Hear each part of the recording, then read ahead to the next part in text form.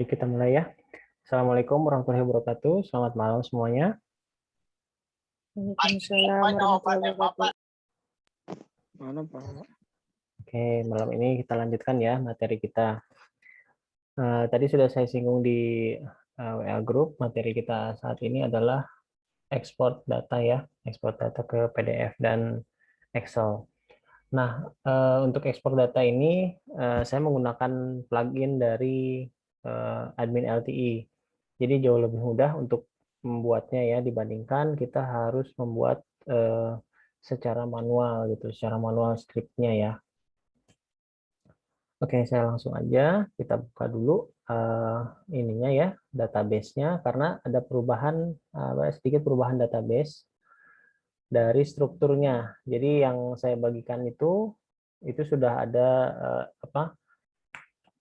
ekspor dari database-nya. Jadi nanti tinggal diimport aja ya database yang barunya karena di sana juga ada datanya juga sudah saya tambahkan karena di sini ada 17 row karena tujuannya juga nanti saya akan bahas tentang searching ya. Di situ juga ada fasilitas searching-nya. Nah, ini tampilan dari si admin LT yang sekarang yang sudah dibagikan. Ini ada beberapa tombol baru. Lalu di sini ada fitur untuk searching-nya. Nah, fitur searching-nya ini dia bisa digunakan di seluruh field yang ada di sini. Jadi kalau misalnya saya ketik tahun aja, misalnya ini kan tanggal lahir yang tahun atau yang bulannya 02 atau dengan angka 02, dia akan nyari semuanya yang berhubungan dengan 02 di seluruh field. Terus kalau misalnya saya ingin mencari informatika gitu ya, nah ini sudah terseleksi pada saat kita mengetik ya. Nah seperti itu untuk fasilitas searching-nya. Lalu ya sebelum sini tadi saya juga bicara dulu tentang perubahan yang ada di database yaitu si field foto ya. Untuk field foto ini saya nggak apa namanya yang kemarin itu field foto itu terlalu besar gitu ya, terlalu besar. Jadi saya rubah varchar-nya apa kemarin itu kan 500 ya. Karena yang kita catat itu bukan si apa namanya bukan si filenya tapi yang kita catat itu adalah nama filenya.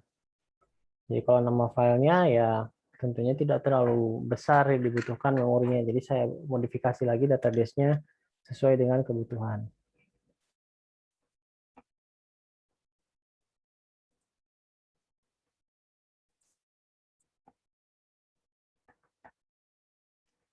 Oke.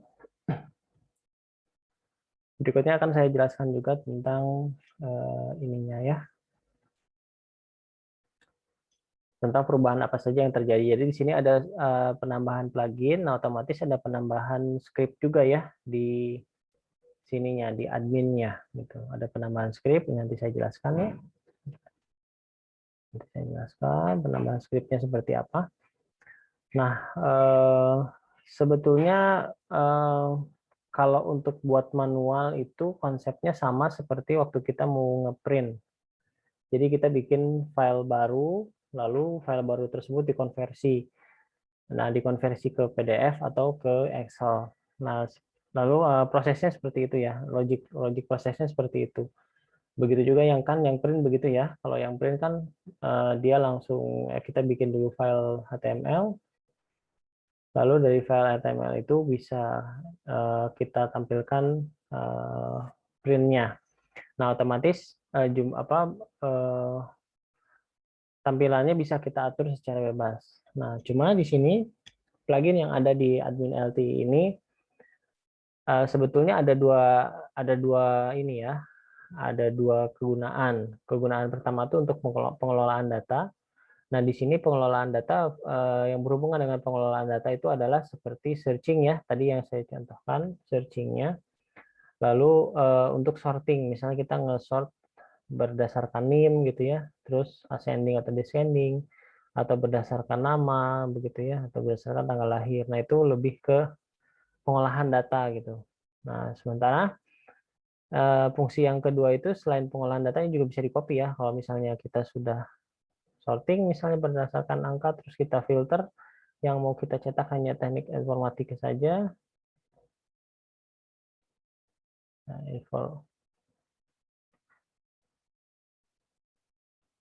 Nah, ini yang kita edit ya, ini untuk edit itu. Nanti bisa. Nah, seperti itu. Tapi kalau untuk yang kedua,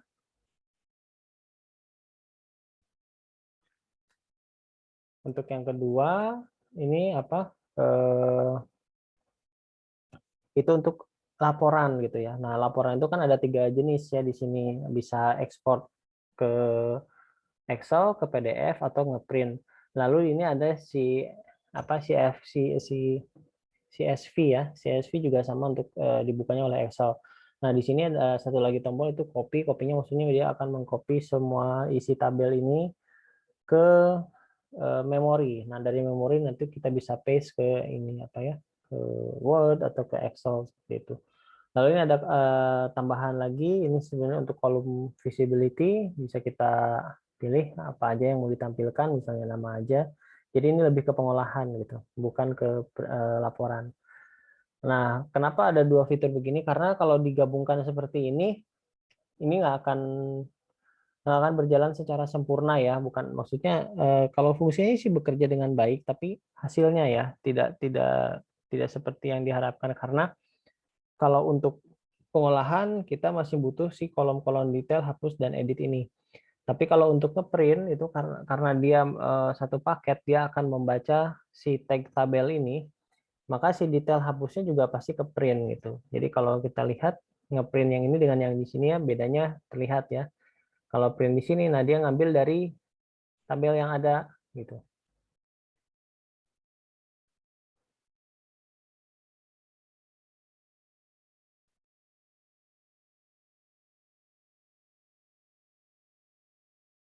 Nah, seperti ini ya.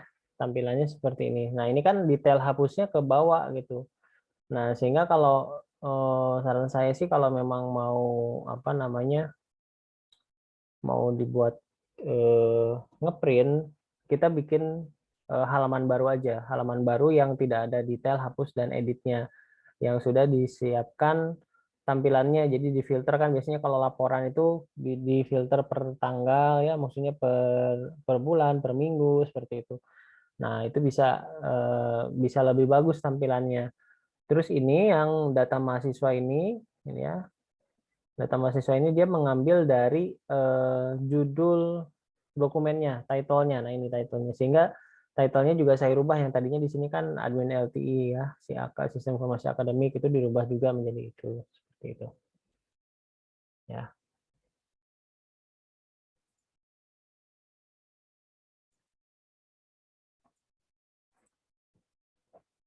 Ya, sekarang sama ya untuk PDF dia langsung otomatis nge-download ya. Dia akan otomatis nge-download.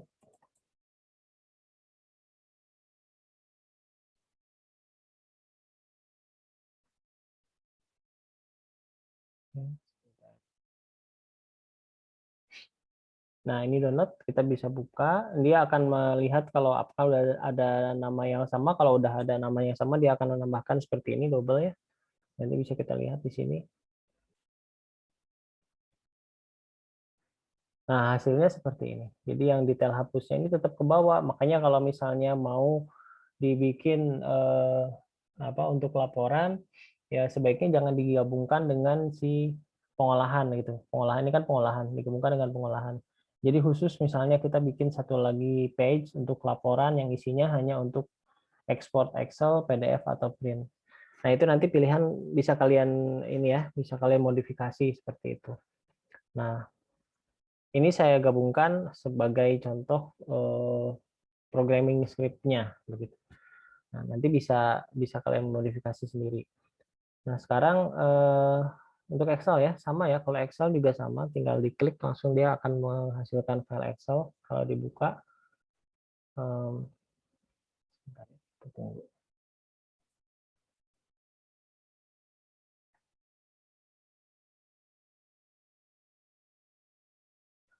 Kita tunggu dulu. Ya, agak lama loadingnya. Nah, ini ya, tampilannya sama ya. Seperti ini tampilan untuk Excel-nya, ya tinggal langsung diatur aja. Nah, ini sudah otomatis ada pluginnya, jadi nanti kita tinggal tambahin aja pluginnya. Oke, di sini saya akan bahas scriptnya ya sekarang. Yang pertama di admin ya. Kalau di admin sebetulnya tidak ada perubahan ya, tidak ada perubahan yang banyak karena ini murni berhubungan dengan tampilan dan plugins. Jadi lebih banyak perubahannya di file mahasiswanya, di file script ininya apa view-nya ya, di file view-nya. Nah, di sini ada beberapa penambahan script ya. Kalau misalnya di sini saya keluarkan karena kan tadi ternyata dia mengambil judul dari si dokumen ya, otomatis yang di template slot itu juga yang template head ini. Nah, ini saya rubah. Jadi isinya di sini hanya loading apa namanya CSS yang dibutuhkan oleh seluruh halaman-halaman yang akan dibuka gitu ya, yang secara umum lah ya, yang secara umum digunakan. Sementara ini kan secara khusus, jadi hanya digunakan di file ini gitu, di file mahasiswa.php. Jadi ini dikeluarkan dia hanya di sini. Sementara yang di head-nya itu yang bersifat umum. Nah, lalu si title-nya juga karena bersifat khusus juga sama dikeluarkan juga di sini. Jadi di sini kita bisa tulis title-nya. Nah, head-nya di sini tetap kita loading. Nanti pada akhirnya ketika di load oleh si controller ini akan tampil semua gitu kan. Cuman kan terpisah-pisah tergantung dari si urutan dokumennya.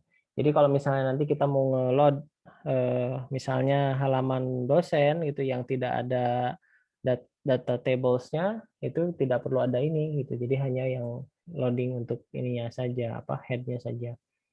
Nah, lalu itu untuk penambahannya ada 3 ya. Di sini ada 3 script penambahan plugins data table BS4, terus data table responsive sama data tables button itu untuk CSS-nya. Lalu kita tarik ke bawah, di sini ada JavaScript-nya juga. Nah, ini JavaScript-nya sama ya, ini data script-nya JavaScript-nya juga agak banyak nih.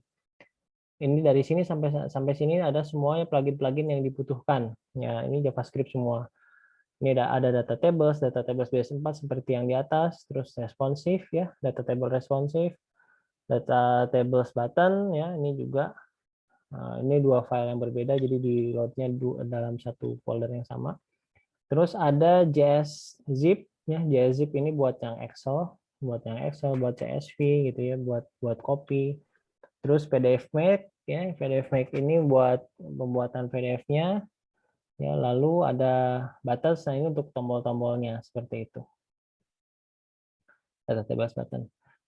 Nah, di sini selain plugin-plugin ini, otomatis ini harus ditambahkan juga ya, ditambahkan juga. Jadi saya ambil yang dari admin LTI, saya simpan. Ini kan kalau kita lihat di admin LTI-nya ini banyak sekali pluginnya, ya.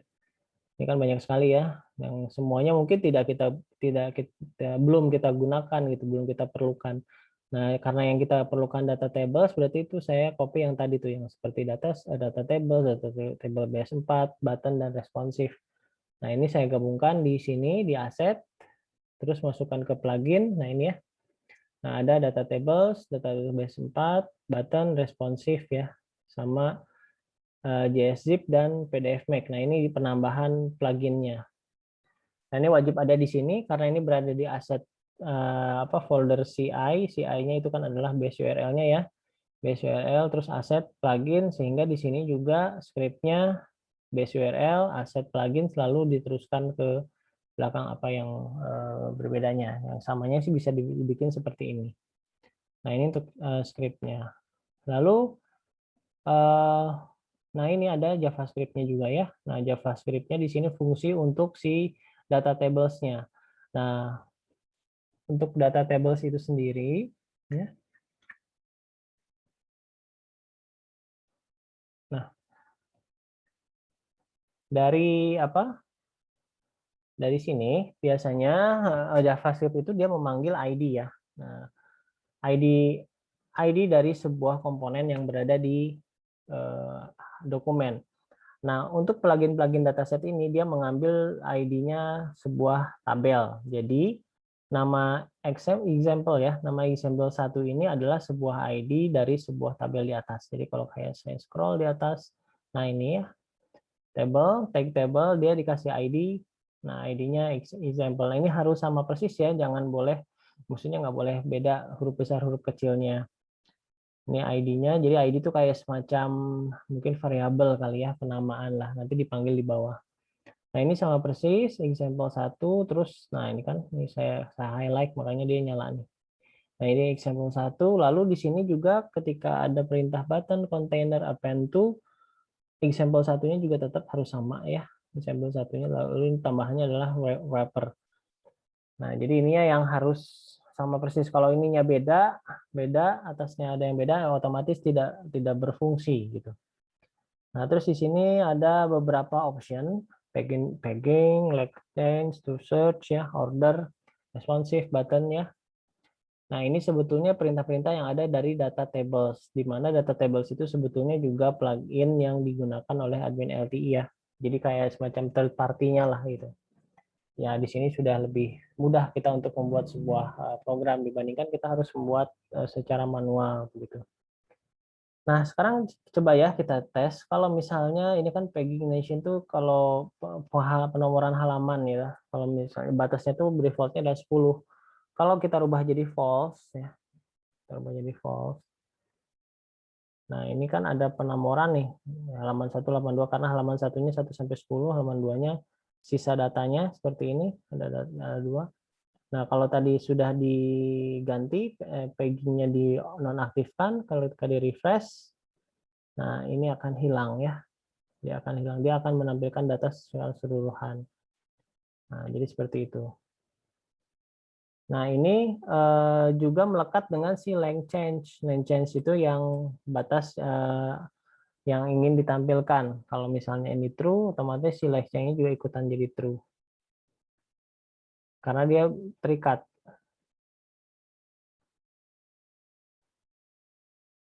Nah, ini ya. Ini yang length change tadi nih, yang length change tadi di sini. Jadi kalau si length change ini di false kan, page-nya masih true, ini bisa. Jadi nanti tampilannya ini saja yang hilang, tapi yang page-nya tetap ada ya. Tapi kalau page-nya dinonaktifkan, ini lens-nya mati gitu. Seperti itu. Kalau di refresh, nah hilang ya. Di atasnya hilang, tapi bawahnya masih ada page-nya. Nah itu nanti terserah pengaturannya seperti apa. Ini saya balikin lagi. Terus ini fitur searching. Nah, fitur searching hanya tinggal dibikin true aja. Kalau kita false ya nanti mati searchingnya, gitu nggak ada. Fitur searchingnya pasti nggak ada. Nah, ini si searchingnya pasti hilang. Itu lalu di sini selanjutnya ada ordering. Nah, ini ordering untuk yang ascending descendingnya. Kalau ini di false kan juga, ya otomatis tidak bisa diorder. Nah, dia akan tetap seperti ini. Nah, kalau yang responsif ya ini tentunya sama ya, seperti kalau misalnya tampilannya lebih dinonaktif kan responsifnya berarti dia tidak bisa berubah ukurannya gitu. Ini saya balikin lagi.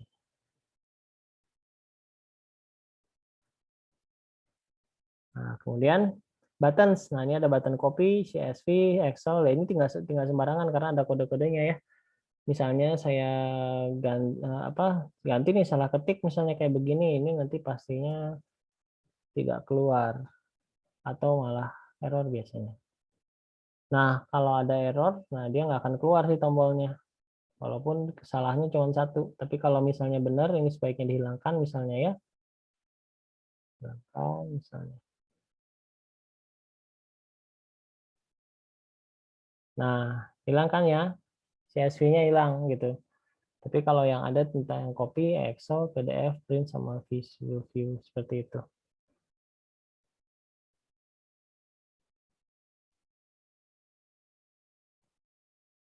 Nah, oke. Nah, lalu ada satu syarat lagi kalau misalnya kita bikin tabel seperti ini. Tabel yang kita sebelumnya kan ini sebetulnya ada merge. Judulnya kita merge ya. Judulnya kita merge menggunakan call span. Nah, kalau si fitur ini dia tidak bisa di merge untuk judul yang di merge itu nggak akan jalan. Jadi kalau kita pakai call span ini pasti nggak jalan si sortingnya, dan itu juga udah pengaruh ke program yang lain. Jadi yang eh, ekspornya berpengaruh, searchingnya juga berpengaruh, jadi error semua.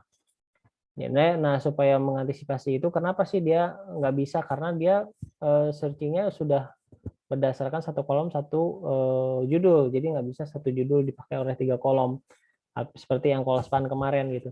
Nah, otomatis saya harus bikin seperti ini untuk detail, hapus dan editnya dibuat masing-masing satu kolom dengan judul satu kolom sehingga dia bisa berfungsi. Kalau misalnya ini biasanya kesalahan yang sepele ya, tapi terlewatkan gitu karena gara-gara mungkin kita sudah yakin sebetulnya udah benar, tapi ternyata ini hanya gara-gara call span aja. Seperti itu ya. Baik, sampai ini silahkan ada yang mau bertanya, saya kasih kesempatan. Boleh, silakan. Pak, ada yang mau bertanya?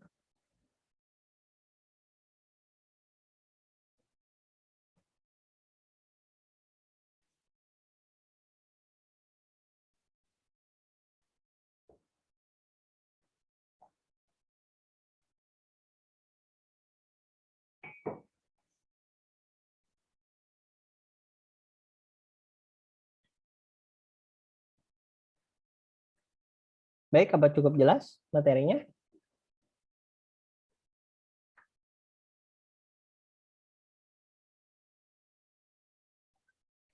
Cukup jelas, Pak. Oke. Ada pertanyaan untuk materi saat ini? Silahkan.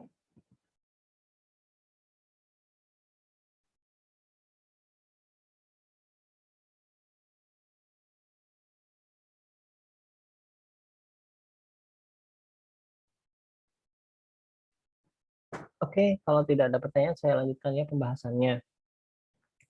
Nah, lalu kalau seperti ini kan jadi lebih mudah ya untuk membuat sebuah project gitu. Jadi nanti saya harapkan sih kalau ini juga diterapkan di projectnya, untuk project masing-masing, khususnya misalnya untuk yang editing, untuk pengelolaannya itu bisa kita pakai searching. Untuk tombol-tombol ini kita hapuskan aja dulu, nggak digunakan. Kecuali nanti untuk yang ngeprintnya. Jadi misalnya untuk ngeprint PDF dan Excel-nya itu bikin satu link lagi, misalnya laporan lah misalnya, atau cetak gitu atau ekspor. Nanti dia akan menghilangkan si ini. Jadi si detail hapusnya, editnya itu harus hilang supaya tampilannya lebih bagus gitu ya untuk si printnya. Terus saya akan bahas sedikit kalau misalnya proses manual seperti apa ya misalnya. Karena kan biasanya tampilannya kita mau custom, itu ada kelebihan dan kekurangan. Kalau ini kelebihannya apa? Kita mudah gitu. Kita tinggal install plugin lalu jalankan, selesai gitu ya. Terus kita hanya setting ini aja. Nah, tapi kekurangannya apa? Nah, layoutnya untuk searching ya pasti di sini kita nggak bisa pindah-pindah. Terus untuk tombol ya udah pasti warnanya seperti ini. Terus untuk formatnya kayak tadi dia kaku ya. Maksudnya judulnya juga ngambil dari sana ya, dari title. Lalu isinya apa berdasarkan si tabel ini gitu. Nah, jadi lebih kaku. Tapi kalau khusus untuk kebutuhan apa namanya, kebutuhan data saja itu sudah cukup sih gitu. Nah, tapi kalau misalnya saya pengen tampilannya lebih bagus ya berarti kita harus menempuh jalur yang manual gitu. Nah, jalur yang manualnya seperti apa? Seperti ketika kita bikin yang print ini. Jadi kalau print ini kan dia berbeda ya. Kalau diklik di sini, ini manual kan gitu ya. Kita bikin manual. Jadi kita bikin HTML-nya, udah bikin HTML, lalu kita eksekusi si perintah script untuk print-nya seperti itu. Nah, ini kan bisa macam-macam, kita bisa masukin logo, bisa masukin apa ininya juga pakai CSS gitu ya dan sebagainya lah untuk pengaturannya. Nah, sementara kalau yang ini tapi lebih sulit gitu pembuatannya. Sementara kalau ini gampang tapi ya gitu tampilannya kaku. Itu silakan pilihannya seperti apa.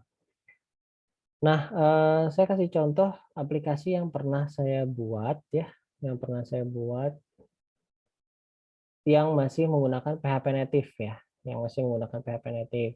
Ini ada aplikasinya, namanya ini form login. Saya load dulu di sini.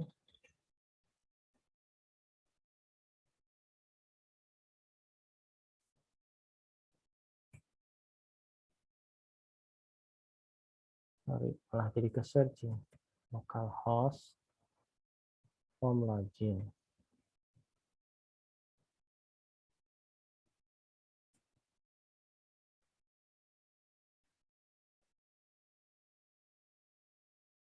Nah, ini ada form login, nanti ada dia nggak pakai indeks, dia pakai ini seperti ini.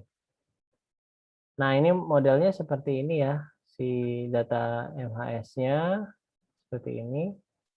Jadi kalau export to Excel-nya ini nggak bisa jalan karena ini masih pakai versi yang lama, versi Excel yang 2007 ya. Ya 2007, Excel 2007 ke atas. Jadi sepertinya bentrok dengan API yang ada di Windows-nya sekarang. Jadi dia tidak menghasilkan file Excel yang sempurna dan akhirnya error, dia nggak bisa dibuka otomatis. Ini sebetulnya bukan masalah si script-nya, kalau script-nya sudah benar. Masalahnya itu di ininya apa, si plugin Excel-nya. Jadi kita harus update ke versi yang terbaru supaya bisa berfungsi gitu. Kalau nggak dia nggak akan nggak ya aja korup. Jadi si filenya dianggap rusak gitu. Kalau misalnya Excel. Nah ini ada ya data mahasiswa yang sudah ada kemarin.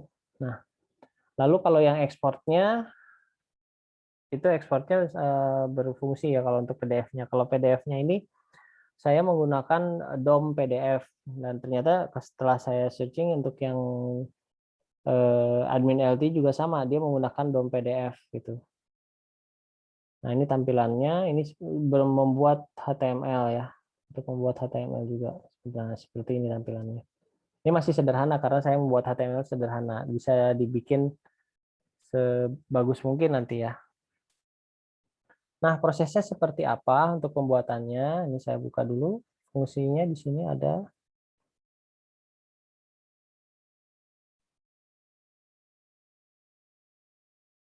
Ya,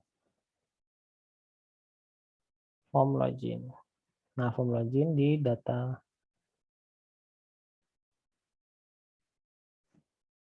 MHS. Nah, data mahasiswa ini tadi tampilannya kan ada tombol untuk ngeprint ya. Nah, ini ya, tombol untuk ngeprint. Nah, si tombol ini kan sebetulnya sebuah link membuka sebuah file Excel, file PHP ya. File PHP di sinilah proses untuk konversinya dan apa file PDF ini juga apa PHP PDF ini juga berfungsi untuk konversinya. Nah, kalau kita lihat di PHP Excel dulu ya, yang Excel-nya. Nah, si PHP Excel di sini script-nya seperti ini. Jadi ini harus diupdate ya kalau yang masih Excel 2007 sih nggak masalah. Ya versi yang di bawah ya, tapi kalau versi yang udah sekarang saya pakai yang Office 2019 kayaknya nggak kompatibel, jadi dia nggak bisa ngebikin. Jadi ini harus diganti lagi si Excel-nya, tapi prosesnya sama aja. Jadi kita bikin objek seperti ini dan nanti kalau di CI itu seperti apa ya, berarti ini prosesnya berada di view ya. Prosesnya berada di view bukan di controller karena si controller fungsinya hanya untuk menampilkan aja, menampilkan dan menghubungkan antara view dan database. Nah, ini semuanya berada di view nanti ya. Jadi berada di view seperti ini kan perintah-perintah objek get properties ini untuk set creator, last modified ini kan namanya. Terus nah baru di sini untuk mengisi kan Excel tuh ada sel-selnya kan ya, sel A1, A2 gitu kan dan seterusnya. B1 kalau ini kan baris ya, baris ke-1 kolom A gitu. Ini terus kolom B baris ke-1 dan seterusnya. Nah, ini untuk judul kan. Nah, judulnya dibikin seperti ini. Set cell value alamatnya. Ini string lalu isinya string juga. Jadi string kita bermain string gitu kalau misalnya untuk konversi data seperti ini. Nah, kemudian ya ini proses untuk loading datanya. Nah, di sini nanti bekerja si controller dan model untuk meload datanya ya. Nah, di sini kita ambil lalu set cell value lagi gitu. Nah, di sini kan agak sedikit tricky ya. Kalau misalnya ini saya bikin variabel baris mulainya dari baris kedua. Nah, makanya di sini baris kedua ini titik itu adalah penjumlahan ya, penjumlahan string. Jadi string A digabung dengan string yang kedua. Nah, lalu jalankan nanti, jadi hasilnya nanti bakal A2, terus ini B2 gitu. Koma, nah ini nilai kan, nilai variabel. Variabelnya adalah penomoran, kalau yang ini row-nya yang bersumber dari database. Nah, begitu seterusnya sampai habis karena dia pakai while untuk loopingnya. Nah, ini yang masih manual. Kalau di MySQL apa di PHP bukan di PHP, di CI gitu ya, kita pakai bukan pakai while tapi pakai apa namanya, fetch array ya kalau nggak salah.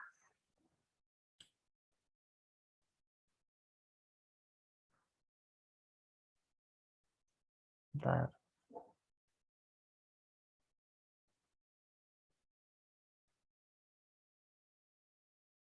Pakai for each ya. Nah, kita kan pakai for each kalau untuk yang di CI. Nah, seperti itu.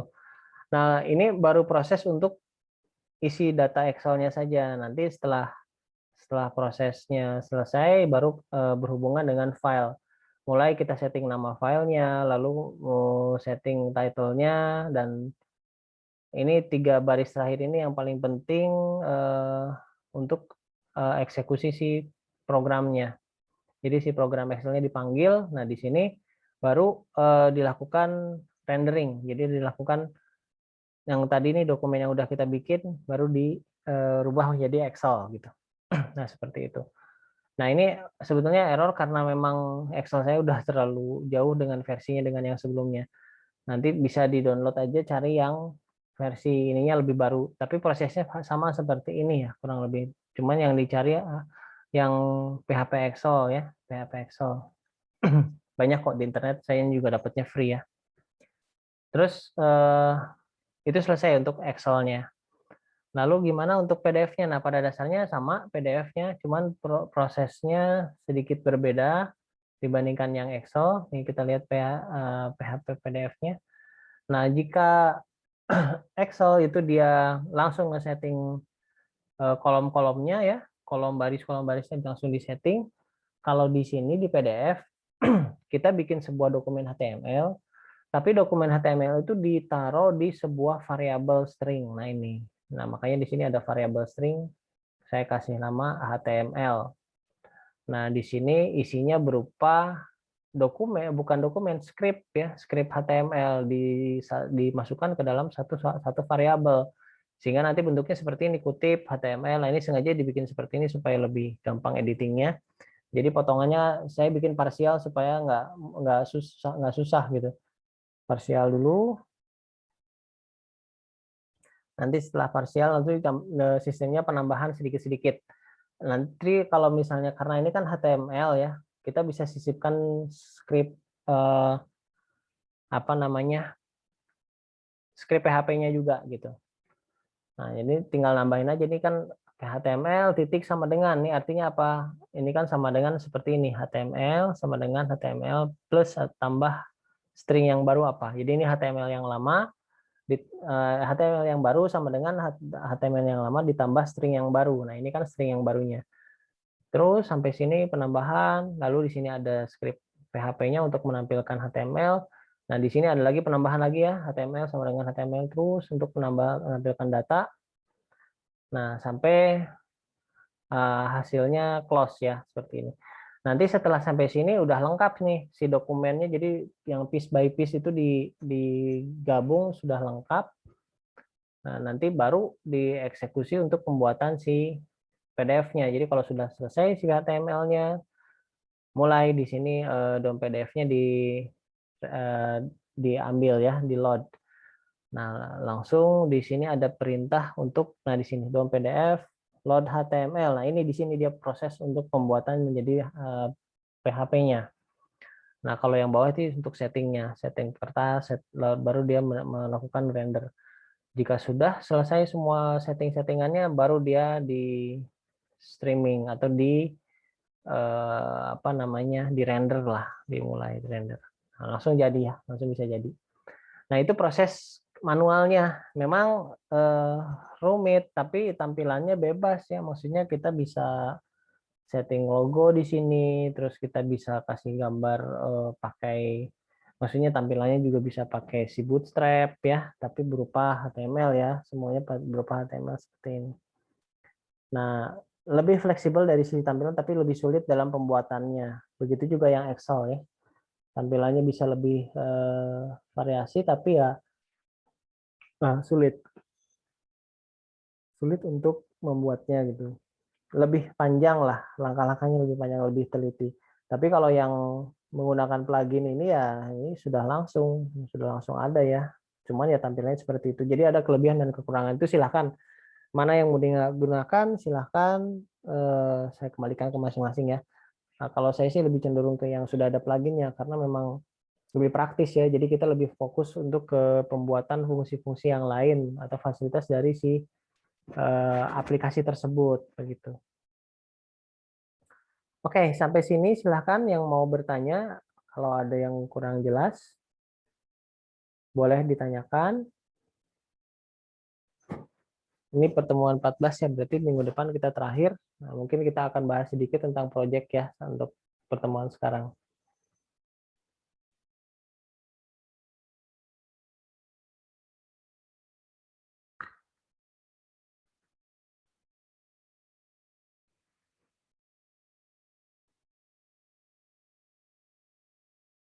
Baik, ada yang nanya nih? Bisa semua?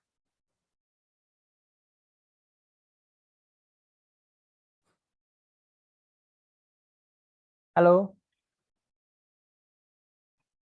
Bagaimana?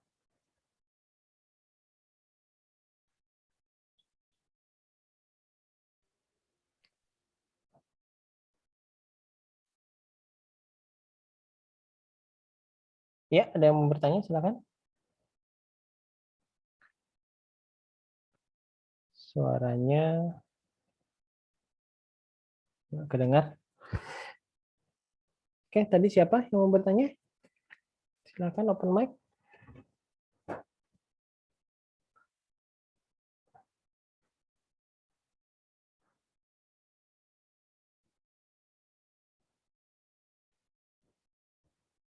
Apa cukup materinya? Cukup jelas?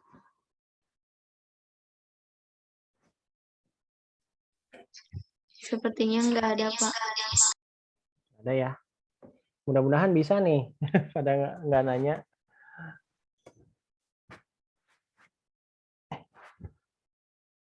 Ya, kalau misalnya nggak ada yang bertanya, saya akan bahas sedikit tentang proyek ya. Nanti minggu depan itu adalah pertemuan terakhir dari web lanjut. Jadi di pertemuan terakhir ini nanti saya akan setting mulai pengumpulan proyeknya. Nah, seperti yang sudah saya sampaikan di awal-awal, bahwa proyeknya itu berupa video yang diupload di YouTube ya. Jadi isinya berupa presentasi dari proyek yang kalian buat masing-masing. Nah, di sini saya perlu sampaikan juga ada bagian-bagiannya yang harus diperhatikan. Yang pertama, yang dijelaskan itu memang fitur dari si proyeknya. Jadi misalnya ada yang mengambil topik tentang contohnya perpustakaan begitu ya. Berarti dijelaskan itu sistem informasi perpustakaan itu seperti apa yang dibuat. Dari mulai proses sistem loginnya seperti apa, ya kalau misalnya error salah password seperti apa, responsifnya seperti apa, terus masuk ke bagian dashboardnya. Nah, dashboardnya di sini kan nanti kalau login mungkin ada dua tipe ya, dua tipe user, ada admin atau user. Kalau misalnya di perpustakaan berarti kan ada admin, ada si anggotanya gitu, anggota perpustakaan yang bisa meminjam. Nah, lalu di si perpustakaan itu misalnya aplikasinya ada apa aja nih? Ada misalnya proses peminjaman bukunya atau proses untuk melihat koleksi bukunya seperti itu. Nanti dijelaskan ini koleksinya seperti ini. Itu dijelaskan secara apa di video ya. Nah, karena di sini kan berdua ya, yang satu kelompok kan apa berdua ya, ada yang bertiga juga sih. Jadi semuanya harus kebagian menjelaskan gitu. Jadi bagian ini siapa yang jelasin, bagian ini siapa yang jelasin karena nilai berdua dan buatnya juga kan berdua. Ya kalau yang ada yang bertiga satu kelompok ya berarti tiga-tiganya harus ambil andil ya dalam proses penjelasan tersebut gitu. Dan kemudian saya minta ada ininya juga ya, ada wajahnya juga gitu. Jadi jangan ngeblank gitu. Memang waktu UTS itu masih ada yang seperti itu, ada yang gambar ya otomatis yang nilainya nggak maksimal. Artinya buat sebaik mungkin gitu, karena ini kan untuk nilai akhir. Kemudian setelah penjelasan itu, karena ini adalah mata kuliah pemrograman web lanjut khususnya membahas CI, jadi saya juga perlu ditampilkan skripnya, tapi mungkin tidak dijelaskan seperti UTS. Hanya secara garis besar saja ditunjukkan, misalnya ini bagian controllernya gitu ya. Bagian kontrolnya terdiri dari file ini, misalnya controller admin ditunjukkan gitu ya. Tapi tidak terlalu dijelaskan secara detail, hanya fungsi-fungsinya aja, ini controller ini buat apa gitu. Terus tampilkan juga sih modelnya, ini modelnya untuk database-nya seperti apa, sama view-nya ada berapa aja. Nah, jadi ya itu aja informasi yang saya perlukan untuk, oh ya ini berarti pakai CI dan berhubungan dengan aplikasinya ya. Jadi pasti ada ininya lah, ada keterkaitan antara si source dan hasilnya. Nah, jadi 2 poin itu yang perlu diperhatikan. Begitu ya. Baik, sampai sini ada yang bertanya nggak tentang proyek seperti apa?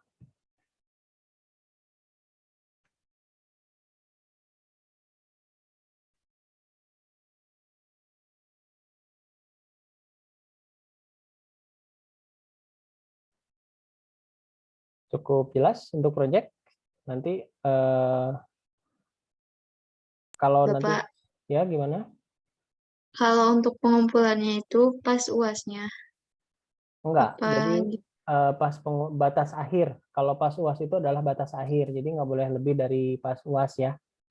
Jadi nanti saya buka linknya pas mulai dari minggu depan. Minggu depan itu kan mulai pertemuan 15 sampai ke UAS tuh lumayan ya, ada beberapa minggu tuh, ada 2-3 minggu kalau nggak salah. Karena ada minggu tenangnya. Nah, itu jadi masa pengumpulan di situ. Karena kan proses pengerjaannya sebetulnya sudah berjalan ya sampai dari sekarang. Ya, saya harap sih sudah berjalan gitu, hanya tinggal sedikit lagi ya. Nah, jadi prosesnya begitu, pengumpulannya sudah mulai bisa dikumpulkan dari minggu depan. Gitu ya. Iya Pak, makasih Pak. Ya, nanti yang dikumpulkan sudah jelas ya, berarti linknya. Kalau seperti UTS aja ya, seperti UTS. Jadi nanti saya buat Google Classroom di situ untuk pengumpulan UAS-nya gitu. Oke. Nah, nanti untuk soalnya sendiri kan harus ada soal tuh, harus ada soal di Wastu Digital. Ya, nanti saya sudah akan upload di pertemuan 15, nanti sudah bisa diakses untuk soalnya. Ya, sebetulnya sih itu hanya untuk syarat UAS aja sih, syarat UASnya. Bener kan soalnya sebetulnya sudah saya sampaikan, cuma di situ nanti ada lebih detailnya lah, lebih detail teknisnya seperti apa dan hal-hal apa saja yang perlu diperhatikan gitu. Nah, seperti itu ya untuk proyeknya. Apa ada yang kurang jelas atau yang mau ditanyakan, silakan.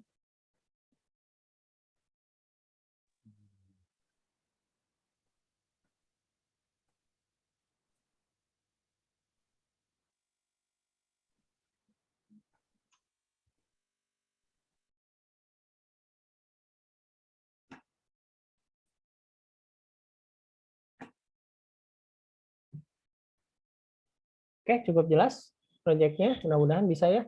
Nanti diuploadnya di YouTube. Nah, karena ini mungkin ya kalau misalnya nggak mau terserah ya settingannya, apakah mau dibikin public atau dibikin unlist, tapi jangan private kalau bisa ya.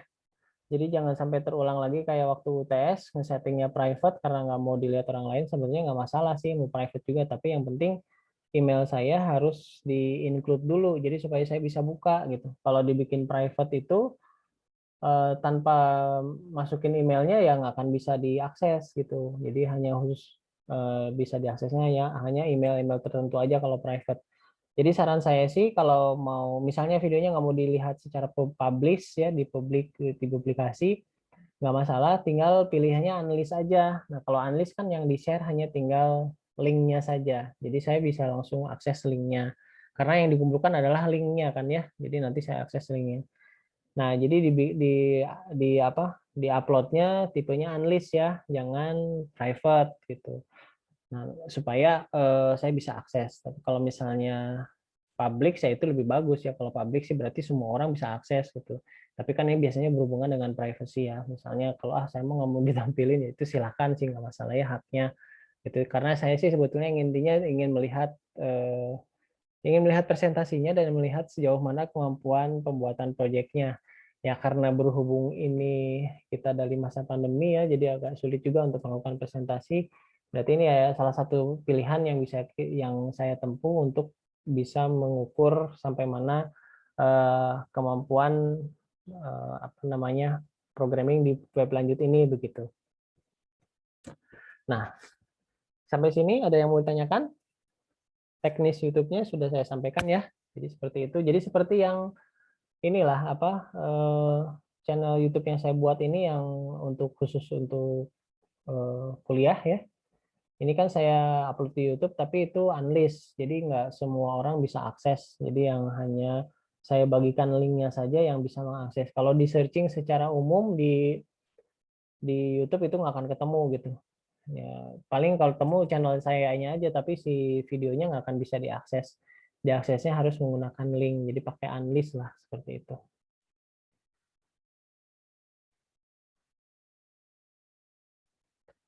Oke, cukup jelas ya. Mudah-mudahan bisa dilakukan proyeknya. Dan saya harap sih kemarin itu kan ada tugas untuk database-nya bisa sebagai inisiasi ya. Untuk awal pembuatan proyek dari situ dulu, lalu selanjutnya saya sarankan sih rancang dulu tampilannya mau seperti apa. Mau berapa page gitu ya, mau berapa halaman, mau 5, mau 6 gitu ya. Kan halaman pertama pasti login, terus halaman keduanya pasti ada dashboardnya admin, terus ada juga dashboard versi usernya seperti apa, kan ada dua lah, ada dua role paling tidak, minimal ada dua role. Ada dua role, ada user sama admin. Admin dia bisa mengakses seluruhnya, kalau user dia hanya sebatas terbatas lah kalau user ya. Contohnya kayak sistem informasi akademik yang saya contohkan di sini di perkuliahan. Ini yang saya gunakan adalah akses admin. Admin bisa ngebuka ini ya. Nah, admin kan bisa ngebuka data mahasiswa, data dosen, dan mata kuliah ya semuanya. Itu contohnya untuk yang dashboardnya admin. Nah, berarti nanti kalau misalnya yang loginnya sebagai mahasiswa, ini nanti minggu depan saya akan contohkan khusus untuk akan ngebahas tentang session ya, akan ngebahas tentang si sistem login. Nah, sistem login itu maksudnya itu. Jadi kalau login dengan admin itu dia semuanya, terus login yang kedua mahasiswa berarti dengan dia hanya bisa mengakses data mahasiswa aja, kalau data yang lain tidak bisa diakses. Nah, bedanya itu kalau sistem loginnya, terus itu misalnya halaman 1, halaman 2, halaman 3-nya ya mungkin ya fitur-fiturnya. Kalau misalnya yang mahasiswa di sini tadi ada laporan data mahasiswa, terus misalnya tambah data dan sebagainya ya. Terus untuk dosen juga semuanya. Itu kalau untuk contoh. Jadi saran saya sebelum membuat gitu ya, sebelum membuat si projectnya ke coding gitu, langsung ke coding, dirancang dulu tuh, dirancang dulu, direncanakan dulu supaya pengerjaannya rapih gitu ya, pengerjaannya rapih. Jadi tidak, maksudnya rapih di sini nggak bolak-balik salah ganti gitu. Jadi misalnya kalau langsung coding itu biasanya penyakitnya udah langsung aja bikin login, udah itu login dashboard, udah itu bingung biasanya mau ngapain gitu kan. Nah terus akhirnya buang-buang waktu gitu, buang-buang waktu yang tadinya sebetulnya waktu tersebut bisa kita gunakan untuk merancang dulu sebelum kita coding gitu ya, nanti malah kebuang. Terus udah jadi satu ternyata bingung nih mau apa, nah ganti lagi. Nah itu yang disebut pembuatannya yang nggak rapih gitu. Kalau rapih itu berarti ya mulai dari database-nya dulu kan terukur ya. Nanti setelah database, oh ya dari sini bakal saya tampilkan field ini, maksudnya halaman contohnya lah kayak sistem informasi akademiknya, nanti saya akan menampilkan data mahasiswa, data dosen, data mata kuliah. Terus di situ masing-masing ada untuk input data, untuk edit dan untuk delete, dan seperti itu. Nah, itu kan udah terukur ya, sudah terlist. Nah, terus dirancang juga menunya mau seperti apa. Jadi ketika codingnya itu sudah langsung fokus ke pembuatan halaman-halaman tersebut. Itu jauh lebih cepat penggunaannya gitu ya. Maksudnya kita menggunakan codingnya bisa lebih cepat dibandingkan kita langsung gitu ke coding tanpa membuat perencanaan dulu begitu. Nah, itu perlunya perencanaan. Karena nanti juga ketika kalian skripsi juga sama, atau skripsinya programming juga sama ya, bakal dibuat seperti itu, harus bikin modelingnya dulu. Tapi ini saya nggak minta sampai sana. Cuman ya saran saya aja seperti itu, jadi bikin secara gambaran umumnya dulu untuk catatan kalian gitu, supaya lebih mudah dalam penggunaannya. Oke, saya rasa cukup ya. Kalau misalnya tidak ada lagi pertanyaan, saya akan screenshot dulu ya yang hadir malam ini. Kecuali masih ada pertanyaan, silahkan.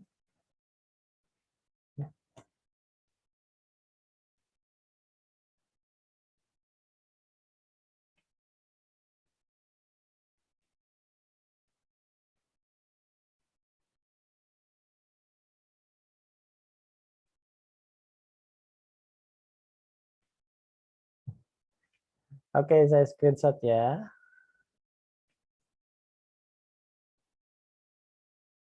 Siap, 1, 2, 3.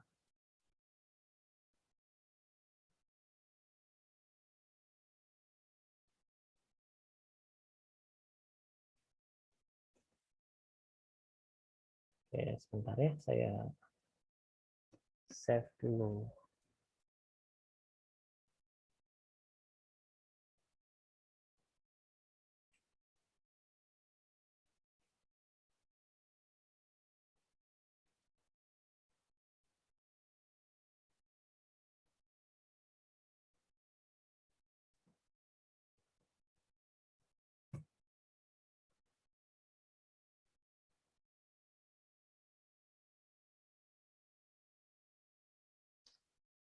Oke, satu lagi ya untuk halaman 2-nya.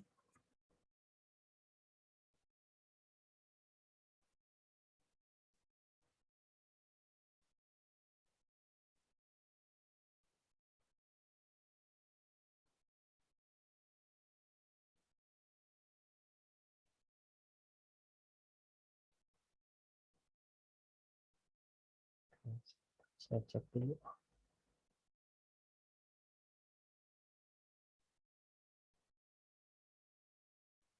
Oke, sip. Oke, sudah cukup ya. Baik, kalau tidak ada lagi, apakah yang mau bertanya? Saya tutup aja ya kuliahnya malam ini. Nanti kalau misalnya ada kendala pada saat pencobaan program, ya silahkan kalau ada yang butuh masukan atau misalnya ada yang error atau apa, tinggal coba kontak saya aja. Nanti saya coba bantu kalau misalnya saya bisa bantu ya. Baik, saya tutup aja untuk malam ini, kuliah malam ini. Terima kasih untuk sudah mengikuti perkuliahan online malam ini ya. Pesan saya sih tetap jaga kesehatan ya, hati-hati. Sekarang sedang naik lagi ya untuk kasus pandemi ini. Jadi ya kita berdoa sih mudah-mudahan cepat selesai, semuanya cepat berlalu ya, biar kita bisa normal lagi.